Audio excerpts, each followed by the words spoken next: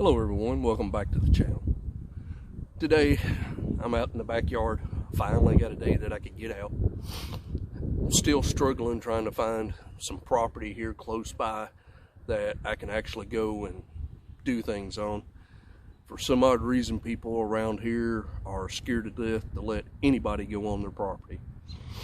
So I'm still struggling with that, but I'll find some place hopefully pretty soon to where I don't have to drive 30 minutes or more to get to. But today I'm going to be continuing with the Bushclass series that I'm working on. One of the things I have to do in it is I have to be able to set up a tarp shelter. I'm actually going to go over two different setups today. One of them is going to be using a basic ridge line and flying it off of that. The other one is going to be a setup without any lines, any ropes. All I'm going to need for it is about a half a dozen tent pegs and 2 trekking poles. So let me get things situated here and we'll get started. Today I'm going to be using a Kelty Noah 12 tarp with the factory no bend-em aluminum pegs that come with it. These work really well. They're really lightweight. Now if you start beating on these with a hammer, I don't know how well they'd hold up, but as far as just pushing them in the ground, they work great. They wouldn't work worth a dime in sand. There's not enough mass to them to hold, so just was forget that. So let me get you moved around here a little bit and we'll get started.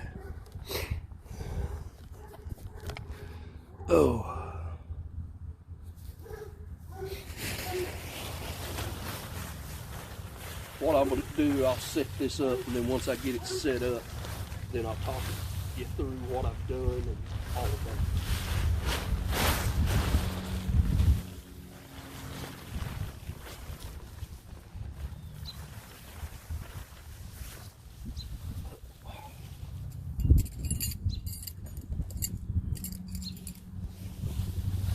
First thing you want to do is fold the tarp in half.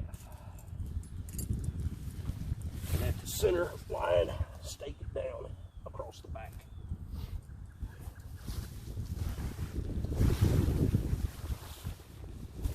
As you can tell, I got just a little bit of a breeze going here today.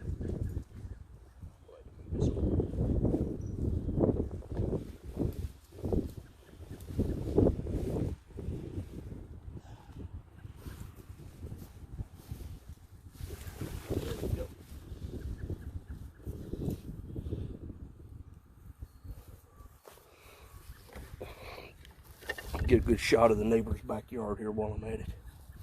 Okay. Once you get it folded in half and spread out, as a starting reference, I'll pull my corners in, come to this first loop in, split the difference between it and the corner, and stake down that outside corner.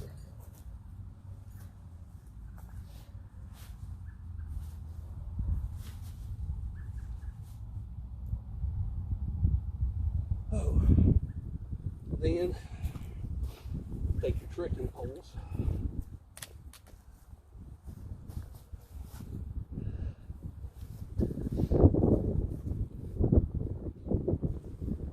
extend them out.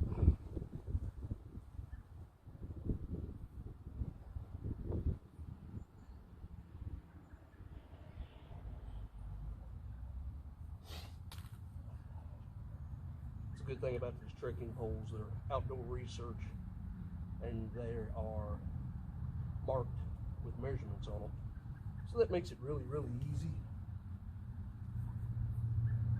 to get both of them the same length.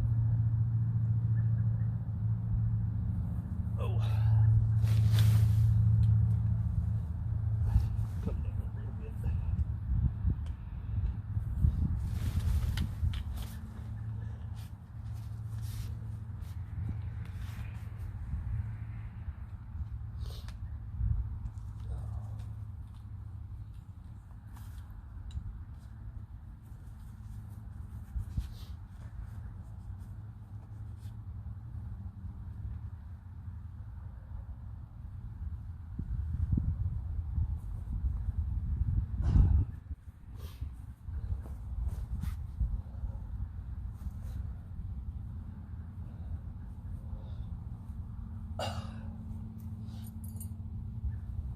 And then I'll show you the advantage of this one.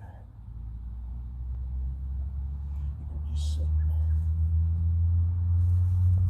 get it all tied down here.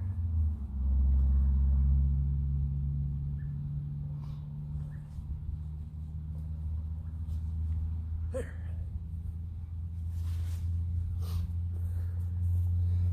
Now if you want to, this extra eyelet back here at the back, you can actually put a stake in here, and I'll show you why on that here in just a second.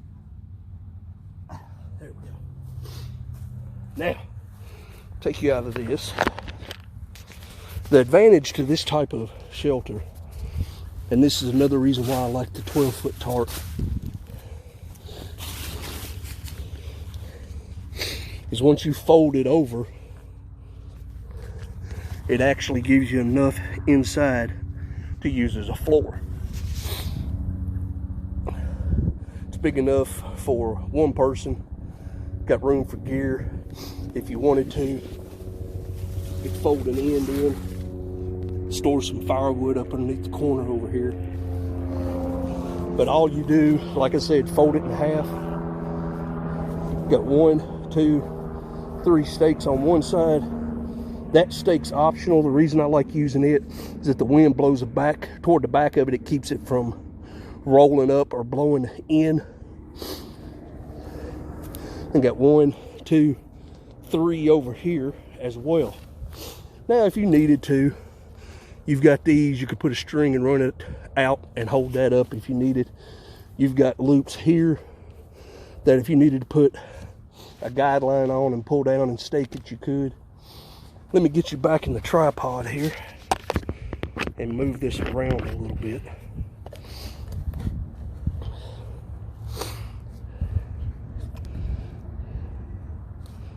But I'm just a little short of 6 foot. And there's all kinds of room in here. I've got quite a bit of coverage out in front. Now granted, if it started raining, you'd have to make sure this stayed back past the leading edge to keep the water from pooling up on what you're using as a ground sheet. But this one's really easy and quick as long as you've got a tarp. So, show you that one here in a second. I'm sure y'all have seen that before. I've been asked a time or two why I went with a 12-foot tarp versus a 9 or a 10. And this is the exact reason why. I like having the extra space for gear, firewood, anything else that I need to put in there. Sometimes I actually go and take my dog. I've got plenty of room to get the dog in there with me, doing it this way. I'm going to move this camera around and get a few things together. I keep a ridge line pre-strung, and I'll get over here and get this ready to set up. I use these when I'm setting up a ridge line as well. These things are the handiest things in the world. I know y'all have seen other videos possibly that I've done on these. The little night eyes, figure 9. I think they call them carabiners. They're not. There's little figure 9 tie out. But I use them a lot of times when I'm doing my ridge line. I've showed or done a video on setting up a ridge line using them, so I'm not going to go into detail on that. Let me get you moved around here and set up, and we'll start on this other one. Hopefully I got enough room I can get you back here to where you can see this. I've got a pine tree there that I'm going to use as an anchor on one side. It's the only tree I've got in the backyard, so I've got a tent pole stuck down through the umbrella hole on the picnic table. I'm going to use it as an anchor on the other side. So let me do this real quick.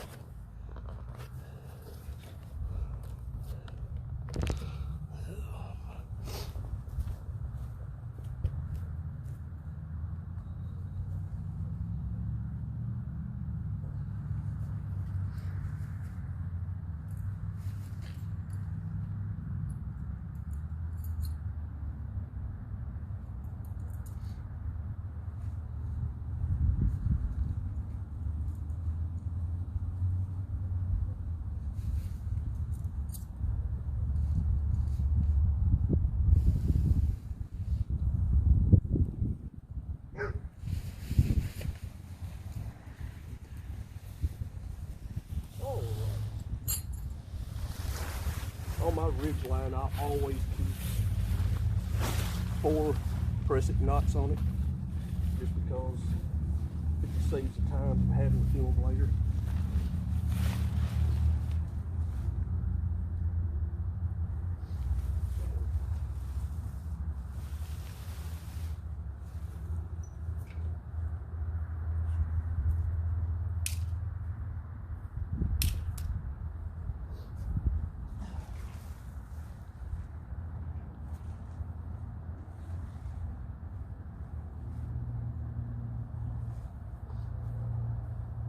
Both ends of this, I'm just going to use a basic toggle.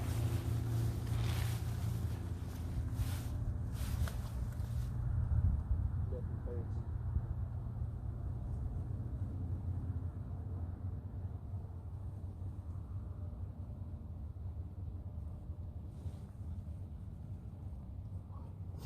And do a basic A-frame.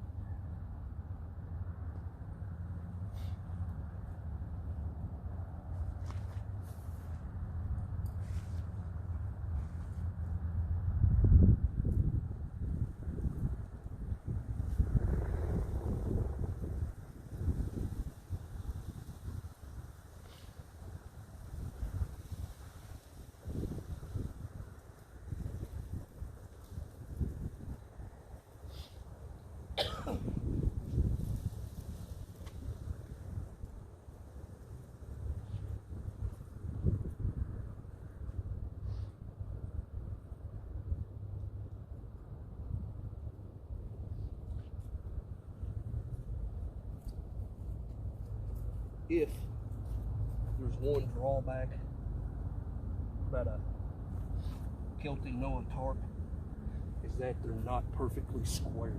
They're kind of offset on each side. And I'll show you what I'm talking about here in just a second. Oh, all right. That's a little low, but you get the idea. What I was talking about with the Kelty tarp, if you notice, it's kind of rounded on the sides. Same thing on all 4 sides. So it's not a perfectly square tarp. Working with limited space, but there's all kinds of room in there. You could sleep at least 3 to 4 people under this thing set up this way. You could either sleep with them this way, or you could put 3 across and then 1 the other way at the end. You'll have to forgive my mess. We still have water standing from the other day when it rained. But that's the basics of setting up just a basic A-frame. Now, with a tarp, the options are limitless. In a way, you're almost just limited by your own imagination as to how you want to set it up. Oh. Get back over here to my stump and sit down. Oh, but